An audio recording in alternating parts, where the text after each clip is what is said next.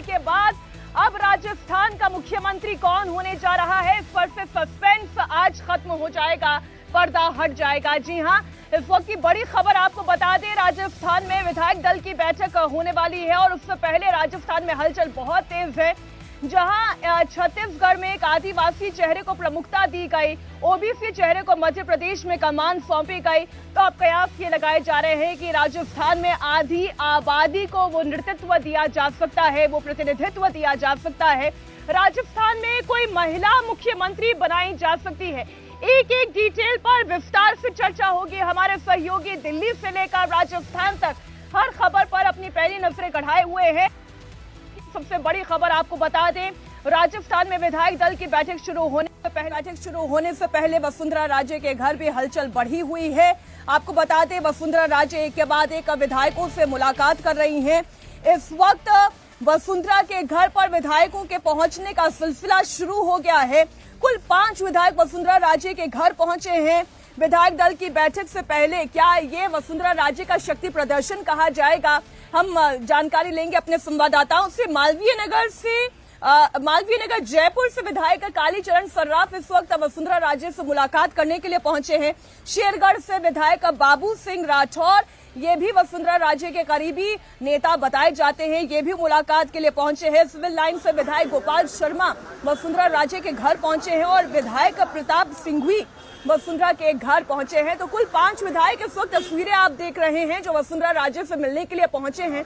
और जैसा कि हमने आपको कहा कि जिस तरीके से केंद्रीय नेतृत्व ने विधायक दल की बैठक में छत्तीसगढ़ और मध्य प्रदेश में कुछ चौंकाने वाले नाम दिए, आप ये मानकर चलिए राजस्थान में भी चौंकाने वाला नाम सामने आ सकता है। और जो सबसे बड़ा जो फीडबैक इस वक्त राजस्थान से मिल रहा है, जो हमारे सोर्सेस बता रहे हैं, वो ये कि महिला नेतृत्व राजस्थान की जनता को मिल सकता है। अब जब बात महिला नेतृत्व की आती है तो इन तस्वीरों के लिहाज से आप ये सोच सकते हैं कि वसुंधरा राजे क्या मुख्यमंत्री बनाई जाएंगी।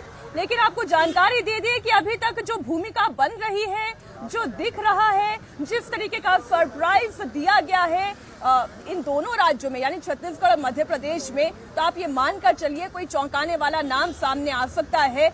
महिला नेतृत्व होगा, लेकिन क्या वो वसुंधरा राजे होंगी या फिर वसुंधरा राजे की पसंद की कोई महिला मुख्यमंत्री बनाई जाएंगी, इस पर हमारी नजरें टिकी हुई रहेंगी। पवन नारा और मनीष भट्टाचार्य इस वक्त जयपुर से हमारे साथ लाइव जुड़ रहे हैं।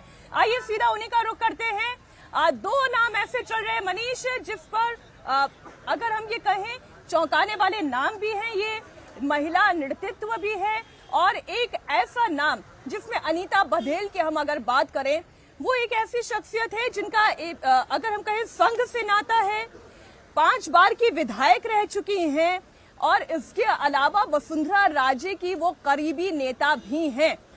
अनीता बघेल, सबसे पहले एक एक करके हम नामों पर चर्चा करते हैं। मनीष, तो अनीता बघेल की संभावना कितनी मजबूत दिखाई देती है बतौर सीएम, क्या उन्हें चुना जा सकता है?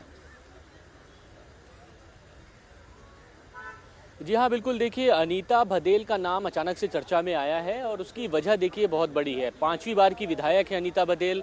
आरएसएस से इनका जुड़ा हुआ बैकग्राउंड है। 12 साल इन्होंने आरएसएस के जो सेवा भारती का जो स्कूल है उसमें बतौर शिक्षिका काम किया है। एससी के कोली समाज से आती हैं और बहुत ही लो प्रोफाइल और बहुत ही सामान्य परिवार से अनीता बघेल। सबसे बड़ी बात यह है कि हाल ही में इनको बेस्ट विधायक का अवार्ड मिला है राजस्थान में। 200 विधायकों में महिला बेस्ट विधायक चुनी गई हैं। वसुंधरा राजे की बेहद करीबी हैं और वसुंधरा सरकार में ये मंत्री भी थी। तो राजस्थान से एक मैसेज कि एक बहुत ही जमीनी लो बैकग्राउंड जिनका है और ऐसे साधारण परिवार से एक महिला आती है, उसको एक सीएम के तौर पर प्रोजेक्ट किया जाना। दूसरा एक नाम जो सशक्त है, वो जो मेरी नज़रों में है, वो है दिया कुमारी, क्योंकि उनकी भी बहुत ज़्यादा चर्चा है। उसकी वजह भी यही है कि सबसे बड़े मार्जिन से सवाई माधोपुर से वो चुनाव जीती थी विधायक के तौर पर। उसके बाद लोकसभा चुनाव राजसमंद से, और ये पहली ऐसी सांसद थी राजस्थान में जिन्होंने अपना पूरा पैसा जो है सांसद कोष का वो खर्च किया और उसके बाद इस बार राजस्थान में सबसे ज़्यादा अगर किसी मार्जिन से वोट जीता है तो वो है दिया कुमारी विद्याधर नगर सीट से। बहरहाल अनीता बघेल का नाम इस वक्त सबसे ज़्यादा चर्चा में है और इस वक्त अनीता बघेल से अजमेर से रवाना हो गई हैं जयपुर आने के लिए। संघ बैकग्राउंड बहुत मजबूत बैकग्राउंड है। अजमेर पूर्व से ये चुनाव लड़ती हैं, वसुंधरा राजे की सरकार में मंत्री थी, वसुंधरा राजे के साथ हमेशा खड़ी रही हैं। लेकिन इस पूरे सिनेरियो में आप देखिए वसुंधरा के जितने भी करीबी हैं वो वसुंधरा राजे से मुलाकात करने के लिए आए, लेकिन अनीता बघेल नहीं पहुंची हैं। 2 दिन से किसी से भी बातचीत नहीं हो रही है अनीता बघेल से, ना वो फोन रिसीव कर रही है ना किसी का जवाब दे रही हैं। ये एक संभावना जताई जा रही है कि अनीता बघेल एक हो सकती है महिला सशक्तिकरण का एक बड़ा मैसेज दिया जा सकता है। और जातिगत समीकरण के लिहाज से भी अगर हम देखें तो अनीता बघेल अनुसूचित जाति के लिए रिजर्व सीट मनीष अजमेर दक्षिण से वो विधायक हैं और वसुंधरा राजे सरकार में मंत्री होने के साथ साथ जैसे हमने जातिगत समीकरण की बात की तो कोली समाज से वो आती हैं। तो जिस तरह हमने मध्य प्रदेश और छत्तीसगढ़ में देखा एक ओबीसी और एक आदिवासी समाज से आने वाले नेता को प्रतिनिधित्व दिया गया, ठीक वैसे ही यहाँ पर भी जातिगत समीकरण को ध्यान में रखते हुए कोई नेतृत्व दिया जा सकता है। इससे ये संभावना और प्रबल हो जाती है कि अनीता बघेल ही शायद उन पर भरोसा नेतृत्व जताएगा। हमारे सहयोगी पवन नारा इस वक्त जुड़े हुए हैं वसुंधरा राजे के आवास के बाहर से और हलचल वहां पर बहुत तेज है। पवन जरा वहां की तस्वीरें दिखाए, कौन कौन विधायक वसुंधरा राजे से मिलने के लिए पहुंचा है और अगर वसुंधरा राजे मुख्यमंत्री नहीं तो जाहिर है कि उनके पसंद का ही कोई चेहरा आगे बढ़ाया जाएगा जिसमें वसुंधरा राजे हामी भरे। देखिए मीनाक्षी, सबसे पहले तस्वीरें आपको दिखा दें। अंदर अभी फिलहाल 4 विधायक मौजूद हैं। गोपाल शर्मा जो विधायक है वो यहां से अभी निकल चुके हैं, लेकिन सुबह से यहां पर पंडितों के आने का सिलसिला जारी है। कम से कम 5 पंडितों को हमने वसुंधरा राजे के घर पर जाते हुए देखा है। हालांकि इस बात की कोई शंका नहीं कि वसुंधरा राजे से राय ली गई होगी या राय ली जाएगी, लेकिन इस बात की कोई गारंटी नहीं है कि वसुंधरा की हरी झंडी के बाद ही नाम दिया जाएगा। फिलहाल यहाँ एक पोस्टर लगा है जिसको तब लगवाया गया जब मीडिया में खबरें आई कि बहुत सारे विधायक वसुंधरा राजे से मुलाकात करने के लिए पहुंच रहे हैं और इस पोस्टर में साफ लिखा गया कि मध्य प्रदेश, राजस्थान, छत्तीसगढ़ में भाजपा के प्रचंड बहुमत से विजयी होने पर माननीय प्रधानमंत्री नरेंद्र मोदी को बधाई और नीचे वसुंधरा राजे लिखा गया है। मोदी की गारंटी है। कल खुद वसुंधरा राजे के मीडिया प्रभारी बाहर आए और उन्होंने कहा कि कोई विधायक अंदर नहीं है, कोई मुलाकात नहीं हो रही है, इस तरह की बातें की गई। यानी स्पष्ट संकेत दिया गया है वसुंधरा राजे की तरफ से कोई गुटबंदी नहीं है, कोई ताकत प्रदर्शन नहीं है। आप गारंटी की बात करते हैं ना, तो भारतीय जनता पार्टी का जो चरित्र और जिस तरीके से ये आगे बढ़ रहे हैं वो ये दिखाता है कि गारंटी तो केवल एक ही बात की है, वो प्रधानमंत्री नरेंद्र मोदी की गारंटी है। और चाहे मध्य प्रदेश हो, चाहे छत्तीसगढ़ हो या राजस्थान में हो, गारंटी उन्हीं की चली है। इसलिए केंद्रीय नेतृत्व क्या फैसला लेता है विधायक दल की बैठक के बाद ये स्पष्ट हो जाएगा। बड़ी खबर आपको बता दें, राजस्थान में मुख्यमंत्री कौन बनने वाला है। आज शाम 4 बजे विधायक दल की बैठक राजस्थान में होगी। केंद्रीय पर्यवेक्षक राजनाथ सिंह भी उड़ान भर चुके हैं जयपुर के लिए। आज शाम 4 बजे मुलाकात होने वाली है और सबकी निगाहें टिकी हुई हैं कि क्या वसुंधरा राजे मुख्यमंत्री होंगे और अगर वसुंधरा राजे मुख्यमंत्री नहीं होती हैं तो उनके पसंद का कोई चेहरा सीएम बनाया जाएगा और महिला नेतृत्व राजस्थान को दिया जा सकता है। आप इस लिहाज से देखिए क्योंकि इससे पहले वसुंधरा राजे सीएम बनती आई हैं। छत्तीसगढ़ और मध्य प्रदेश में महिला नेतृत्व को भागीदारी नहीं दी गई है, ना सीएम के तौर पर ना डिप्टी सीएम के तौर पर। इसलिए ये संभावना और प्रबल हो जाती है कि राजस्थान में कोई महिला मुख्यमंत्री बनाई जाएगी और इस रेस में अनीता बघेल का नाम इस वक्त आगे चल रहा है। और उसके पीछे कारण क्या है वो कारण भी एक एक करके हमने आपके सामने रखे। पहली बात तो ये कि वो एक ऐसे समाज से आती हैं, ऐसी समाज से आती हैं, कोली समाज से आती हैं जिससे मुख्यमंत्री पद की अगर कमान दी जाती है तो 2024 के लिए एक नैरेटिव सेट करने में बीजेपी को मदद मिलेगी। महिला प्रतिनिधित्व दिया जाएगा। आरएसएस का बैकग्राउंड रहा है और दिलचस्प बात यह है जैसे कि हमारे सहयोगी भी बता रहे थे कि उन्हें बेस्ट विधायक का अवार्ड भी दिया गया है, यानी कि उनके कामकाज से लेकर उनके हम्बल बैकग्राउंड से लेकर उनकी पॉलिटिकल समझ से लेकर वो सारी चीजें जातिगत समीकरण के आधार पर भी हर खांचे में सटीक बैठती है। और आप अगर मध्य प्रदेश और छत्तीसगढ़ में देखें जिस तरीके से ऐसे नामों का चयन हुआ है जो पूर्व के मुख्यमंत्री रहे नेताओं के साथी दिखाई देते हैं, एंटी खेमे के नहीं दिखाई देते हैं। आप देखिए शिवराज सिंह चौहान के समर्थन से ही अगर आप ये कहें कि ठीक है, एक और बड़ी खबर आ रही है, जरा उसका हम रुक कर लेते हैं। हमारे सहयोगी पवन नारा और मनीष भट्टाचार्य हमारे साथ जुड़े हुए हैं। मनीष, बड़ा सवाल यह है कि अगर महिला को सीएम बनाया जाता है तो वो चेहरा कौन होगा? ऐसे कई सारे नामों पर चर्चा की जा रही है। एक एक करके हम वो नाम पहले दर्शकों को दिखाते हैं, फिर आपसे इस पर राय लेंगे। 9 महिला विधायक इस वक्त राजस्थान में चुनी गई हैं। सबसे पहले बात झालरा पाटन से वसुंधरा राजे की, वो पूर्व मुख्यमंत्री रह चुकी हैं और विधायकों से मिलने का सिलसिला उनका जारी है। हालांकि पवन ये बता रहे हैं कि वहां से क्लियर मैसेज दे दिया गया है कि अंदर कोई विधायक नहीं है, लेकिन आपने देखा किस तरीके का वो चेहरा है, एक मजबूत नेतृत्व वो दे चुकी हैं और अभी भी उनकी ताकत राजस्थान में बहुत है। अजमेर दक्षिण से अनीता बघेल, जिनका जिक्र अभी हमने किया, सोजत से शोभा चौहान, जायल से मंजू बाघमार और इसके अलावा लाडपुरा से कल्पना देवी, राजसमंद से दीप्ति किरण महेश्वरी, विद्याधर नगर से दिया कुमारी और बीकानेर से सिद्धि कुमारी और कामा से नौक्षम चौधरी चुनाव जीती हैं। तो ये वो नाम है, 9 महिला चेहरे हैं जो विधायक बने हैं और इन्हीं में से किसी एक को मुख्यमंत्री पद की जिम्मेदारी सौंपी जा सकती है।